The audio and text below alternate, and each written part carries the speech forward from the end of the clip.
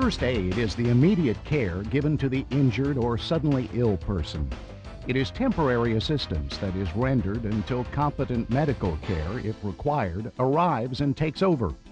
Properly applied first aid can save lives, reduce recovery time, and can be the difference between temporary or lifelong disability for the victim. This program concentrates on the first few minutes of care. In this program, we will present information on the Good Samaritan Law and when to alert the local emergency medical service. We'll show an emergency response and discuss how to manage multiple victims. Next, we'll demonstrate how to assess an ill or injured person from head to toe. We will also cover how to protect yourself from becoming ill as a result of exposure to infectious body substances by using body substance isolation techniques. We'll demonstrate how to control bleeding, recognize and deal with shock, and manage burns. Strains, sprains, dislocations, and fractures will be addressed, along with techniques you can use to care for these injuries.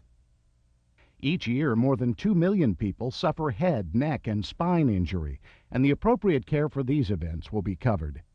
Numerous medical emergencies and illnesses will be discussed, as well as basic treatments you can provide. Emergencies encountered by extreme heat and cold exposure will be presented. Finally, numerous other types of medical emergencies and body injuries will be discussed, along with the appropriate care that should be provided.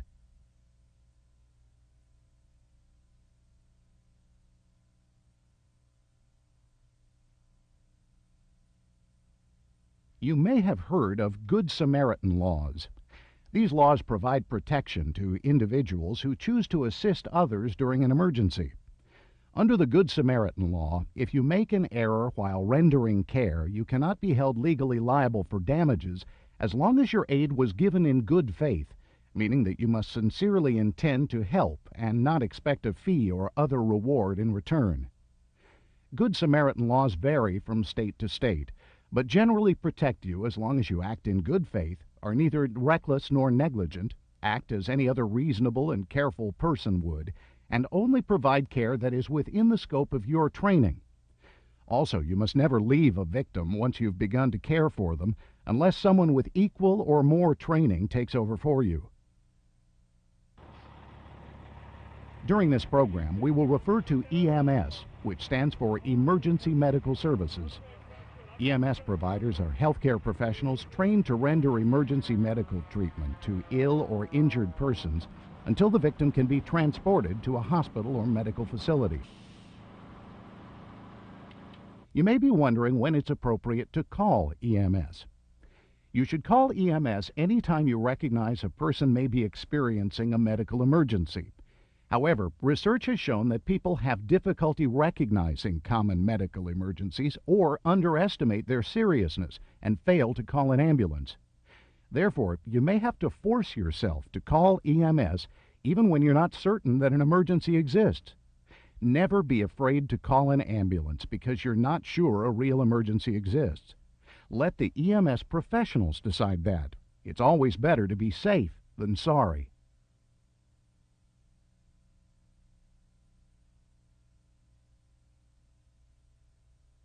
Once you decide to help, you will need to remember 3 words: assess, alert, and attend. First, assess the scene and victim. To assess means to evaluate the scene and make sure it is safe to approach. If it is not safe or at any time becomes unsafe, get away. Once you determine it is safe to approach the victim, assess them for responsiveness. If the victim is unresponsive, alert EMS and provide the appropriate care, such as CPR, until help arrives. If the victim is responsive and you have quickly assessed them for life-threatening conditions, attend to these conditions. Remember, in the first few moments of an emergency, assess, alert, and attend. Assess the scene to make sure it's safe, alert EMS, and then attend to the victim or victims. Stay with them and reassure them until EMS arrives. Now, let's look at the assess and attend steps for both responsive and unresponsive victims in a bit more detail. To assess a victim for responsiveness, tap them on the shoulder and shout, "Are you okay?" or something similar. If the person is unresponsive, Make sure EMS has been alerted, and then open the airway. Look in the mouth and make sure it is clear of any fluids or solids. Assess for breathing and signs of circulation. Provide rescue breathing or CPR if necessary. Control serious bleeding and care for shock. Continue to provide the necessary care until EMS arrives. Hi, my name is Kat. I know first aid. Can I help you? If the victim is responsive, introduce yourself. Let them know you're trained and ask if they would like help. Help the person get into the most comfortable position possible, but do not move them yourself unless it is absolutely necessary. Control any obvious bleeding and help the person maintain a normal body temperature. Do not give them anything to eat or drink and stay with them until EMS arrives. When EMS is delayed or you wish to provide further care for the victim, you may perform a head-to-toe assessment. This will help identify if other injuries or illnesses are present. We will cover the head-to-toe assessment in a few moments.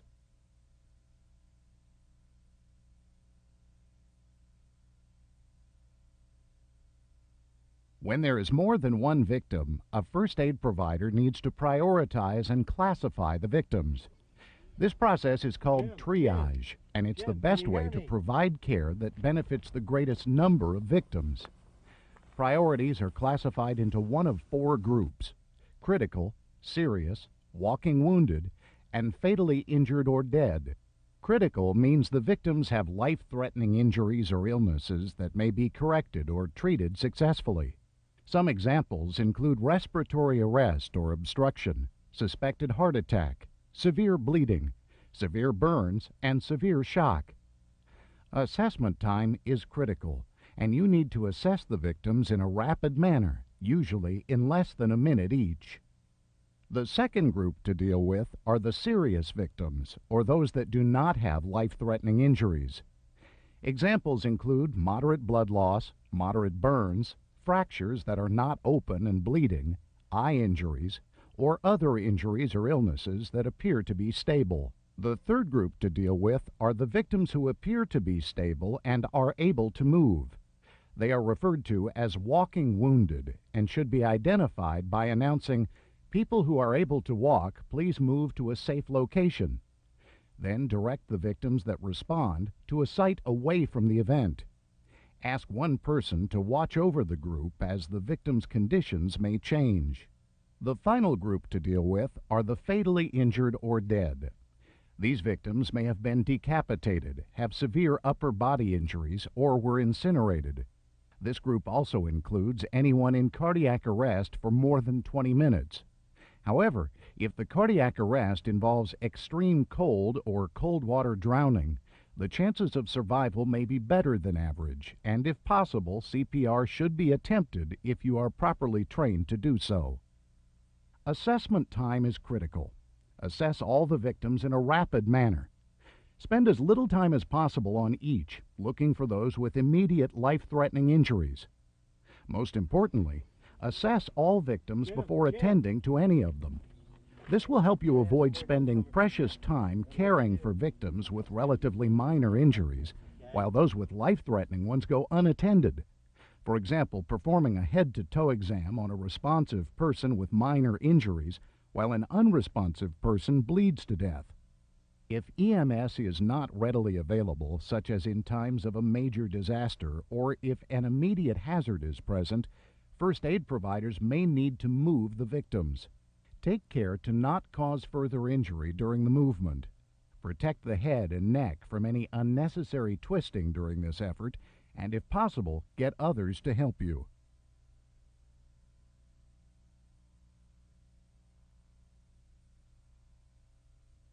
After assessing the victim or victims for responsiveness, alerting EMS, and attending to the airway, breathing, and circulation, you may wish to perform a head-to-toe assessment. The purpose of the head-to-toe assessment is to identify signs and symptoms of illness or injury. This should only be done on responsive victims and is not necessary when there is a simple, isolated injury such as a cut on the foot. If the responsive person has been subject to extreme forces such as a car accident, or you suspect head, neck, or spinal injuries, You should only perform a head-to-toe assessment if another first aid provider is available to help you. In this case, one first aid provider holds the victim's head still while the other performs a head-to-toe assessment. You can perform a head-to-toe assessment by simple observation or by gentle touch. The method selected is dependent on the comfort level of the ill or injured person and first aid provider. To perform the head-to-toe assessment, briefly assess the victim's body from head to toe. Assess the head, neck, chest, stomach, pelvis, and all four limbs. The mnemonic DOTS, or DOTS, is helpful in remembering signs of injury. Look and or feel for deformities, open injuries, tenderness, and swelling. During the head-to-toe assessment, the first aid provider may wish to ask the victim for information that can be useful to EMS providers when they arrive. The phrase sample, S-A-M-P-L-E, is helpful in remembering what information to ask about. Ask the victim about any symptoms they may be experiencing. Ask if they have any allergies to medications, food, or the environment. Ask if they take any medications and if they have any pertinent past history of medical problems. It is also helpful to know when their last oral intake of either liquids or solids was. Lastly, ask about the events that led to the illness or injury. Pass any information the victim has shared with you on to the EMS providers. In all cases, continue to monitor level of responsiveness. Make sure the person has an open airway and is breathing, and bleeding is controlled. Reassure the victim and let them know you will stay until help arrives.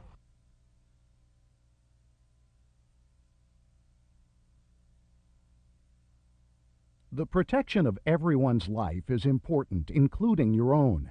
And because there exists a risk of infection from exposure to others' body substances, there are some precautions you must take before rendering first aid. We call these standard precautions. Simply stated, this means that all blood and certain body fluids that may contain blood should be considered potentially infectious. Therefore, you must take measures to prevent infection from other people's blood, body fluids, or blood byproducts. If a bleeding victim has a virus such as the one that causes AIDS or the hepatitis B virus, it can be transmitted to another person's blood or body fluids. To reduce the risk of infection, always place a barrier between you and someone else's body fluids.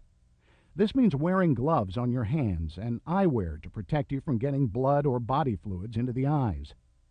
Make sure you cover all cuts, scrapes, hangnails, rashes, and other openings in your skin. Try to minimize the splashing of body fluids and handle any sharp object with extreme caution. Do not handle food, cigarettes, or cosmetics when around body fluids, and ensure that body fluid spills are cleaned and the area is properly disinfected. Bloody materials should be placed in a biohazard bag or container for proper disposal. Always wash your hands and any exposed area immediately and thoroughly with antibacterial soap and water after you provide care or clean a spill.